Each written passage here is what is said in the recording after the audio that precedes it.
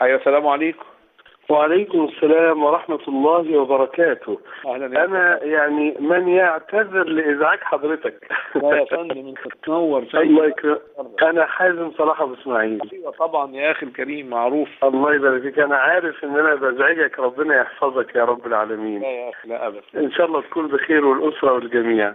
الحمد لله رب العالمين. شوف، أنا بس حبيت أقول لحضرتك، يعني شوف حضرتك، كل اللي أنا سبته مكتوبا في الورقة، شايف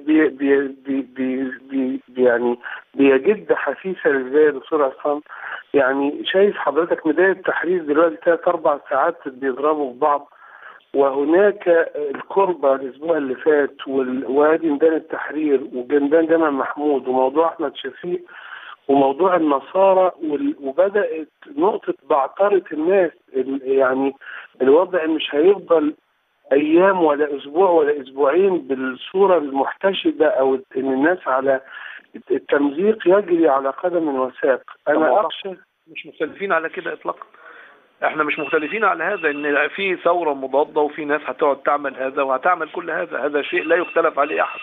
القصة ان انت كنت بتتكلم في اتجاه تاني خالص، ان ده ما هو ده كلام شغل الحزب الوطني وشغل البابا وشغل للاسف اخواننا السلفيين اللي هم بيساعدوا على هذا، وشغل الامن الدولي. طيب لازم نواجهه. مش هنواجهه يعني حتى الحزب الوطني اللي كان اعصابه ثابت وتلاشى، النهارده لا يمكن يجيبوا محمد رجب يقول هنعمل انتخابات رئيس جديد ويقعد مع المجلس العسكري الا لو كان خد مؤشر من السلطه بسند لاعاده بعثره، لاعاده لملمه الحزب مره ثانيه. ايوه يا دكتور، لا يوجد ادنى شك فيما تقوله. القصه كلها كيف نواجه، لا اكثر ولا اقل.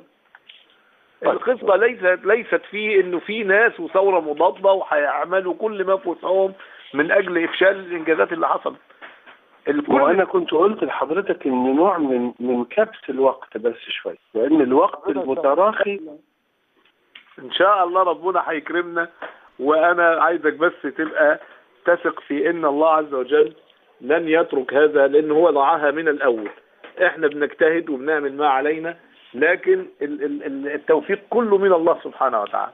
كريم يا رب. كنت موجود في صول مع الناس اللي هم راحوا صول، صفوت حجازي ومحمد البلتاجي والناس دي، هي القرية اللي كان فيها الكنيسة.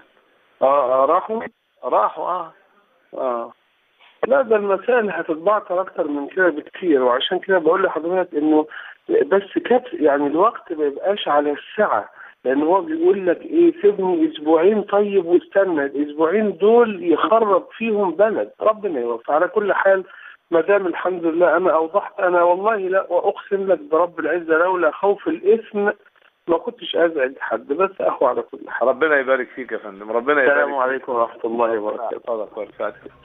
السلام عليكم.